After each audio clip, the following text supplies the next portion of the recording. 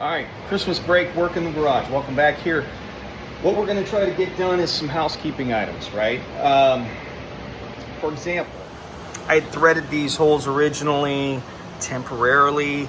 I had to basically rebuild these, put these little plates in here. They were being held in with like threaded Allen bolts and like button head bolts, and originally they were rivets. So we're taking care of little things like this. We're going to clean up my patch panels. I'll show you more about that. And then we're gonna glue the top portion of the hood to the bottom. When I cut these holes, we've got quite a bit of flex. So this is something I learned when I had my C5 and I cut vents into that hood. Extremely flimsy. There weren't multiple layers. That was a single layer with basically a kind of heavier frame section underneath, so it didn't have two layers sandwiched between each other all the way across. But this is gonna definitely sturdy this up a little bit. Not that it's not sturdy now. These hoods are pretty stout, but I'll bring you along and show you what I'm getting to. So gloves.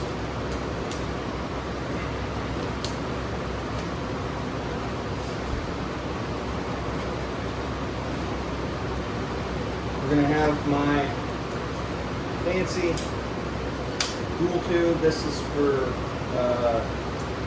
basically anything that requires a hardener as far as epoxy is concerned. So we'll use that. And we're gonna use more of this plyo grip 90 minute. It's pretty good stuff. It's what I've used on everything as far as flares and whatnot.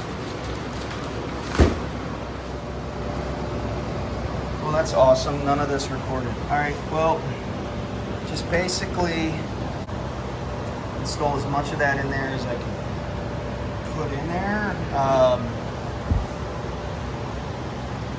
gonna squeeze this all together when I put my fasteners in here. So let's take a look at that.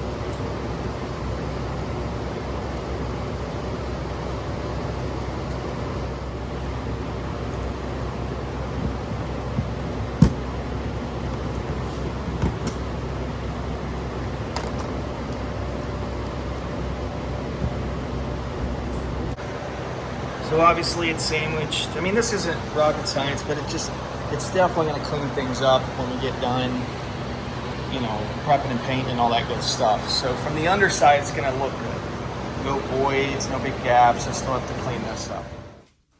All right, finished product. Everything turned out great. The one thing I will tell you that I learned when I did my flares is that these Clecos, like, they're the sacrificial lamb of the entire project. Most often when you use panel bond, for me at least, because like that panel bond is so strong that even, I don't know if you can see this, but like right here on the tip, like it probably sticks out the panel that much. I was very lucky that this didn't get really overwhelmed with panel bond, or else I wouldn't get these out, right? So problem with the fender flares is that I had panel bond everywhere. These things were a nightmare. A couple of them I had to actually drill out. Fortunately for me, fortunately and unfortunately, is that I use zip screws for a lot of it, which the unfortunate part is that you have to then go back and strategically fill all those holes with fiberglass, so you don't have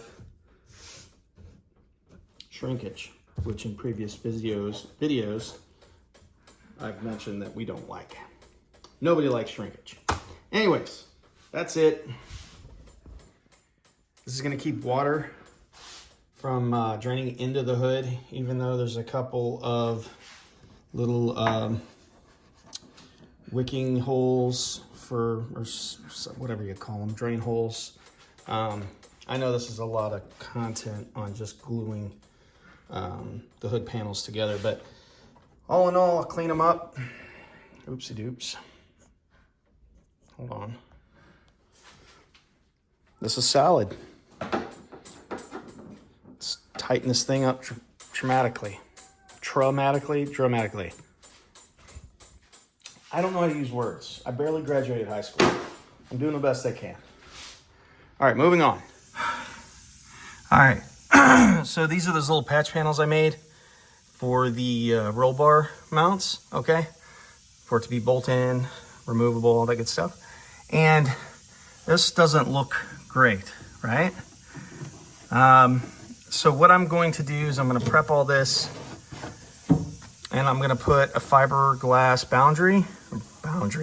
border that I can clean up and, you know, essentially make it a little bit more presentable. So let's see what I come up with. I'm gonna go ahead and prep this and start getting ready for some fiberglass.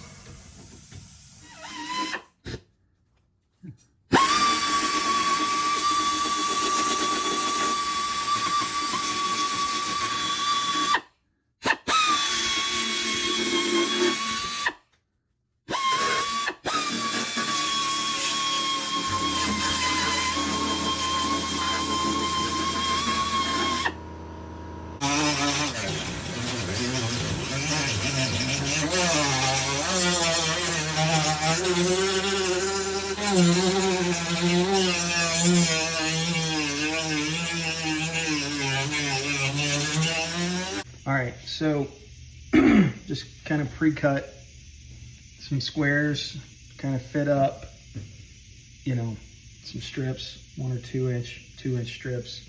I'm gonna run, and remember, these are just strictly cosmetic. This is to clean up this opening, so when I seam seal it, we'll use the adhesive to glue these things to the body, that they just, you know, if I do a smoky burnout, I'm not blowing smoke into the car or whatever, which I won't do because tires are so freaking expensive.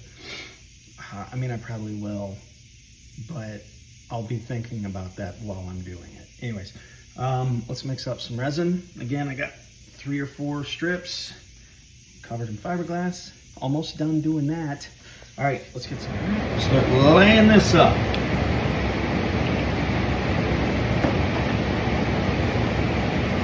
Getting that tape for sure is gonna help release. We got a little prying to do, but you know, nothing too crazy. Just be careful. Anytime you do anything thin like this is, you know, you can't pry on it really. So you got to get underneath the fixed panel like this panel, and that will help. Well, that'll give you something solid to pry on that.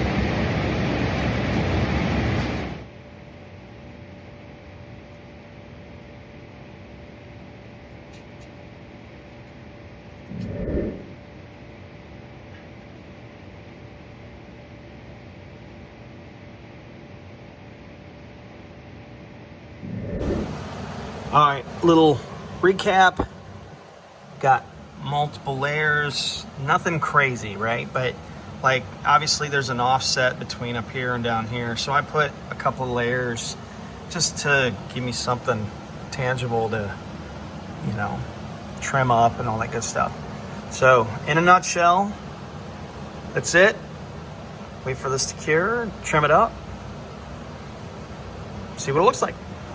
All right, well, this is the other side that I've already done. And if you want to see how I got it open, there's some other videos in the past that show me doing some fiberglass work and peeling molds apart and all that good stuff. But as you can see, it just cleans up all these lines. I know this looks a little sketchy. I'm not worried about that. This is a little thin. I'm not worried about that. I'm still debating on what adhesive, if I'm just going to use a seam seal after I get everything set. But the main purpose for getting this done right now is so that when I come and do my undercoating, then this is finished. So This is what it looks like with the panel. Now remember, these panels, made these a long time back, trimmed them up, cleaned them up, and it's basically the long and short of it. We'll have to adjust these, see how well they fit once I get everything in. May have to do a little trimming. Some of these holes are a little bigger than I like, but I'm not worried about it. But this looks way nicer to undercoat. I hope you guys can see that all right, but still a lot of prep to go.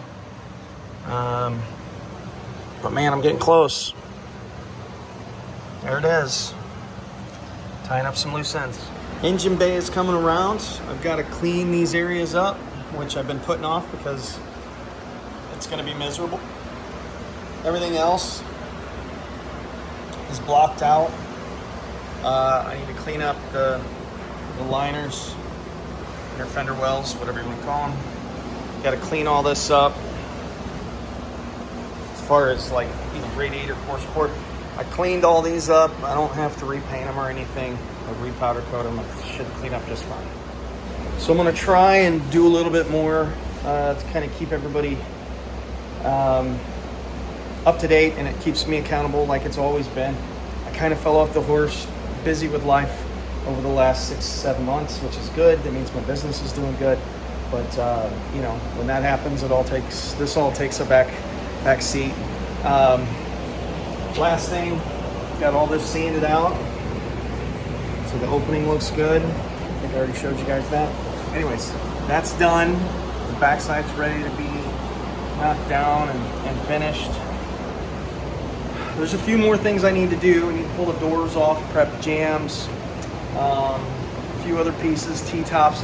We didn't do the T-tops yet, so they're gonna make it right, so I'm not sweating it. But that's it. I'm gonna sign off for now, and then another update when they get back, and we can start blocking this thing, like final sanding for paint. And then again, still gotta pick a color. So thanks for watching, guys. We'll see you on the next one.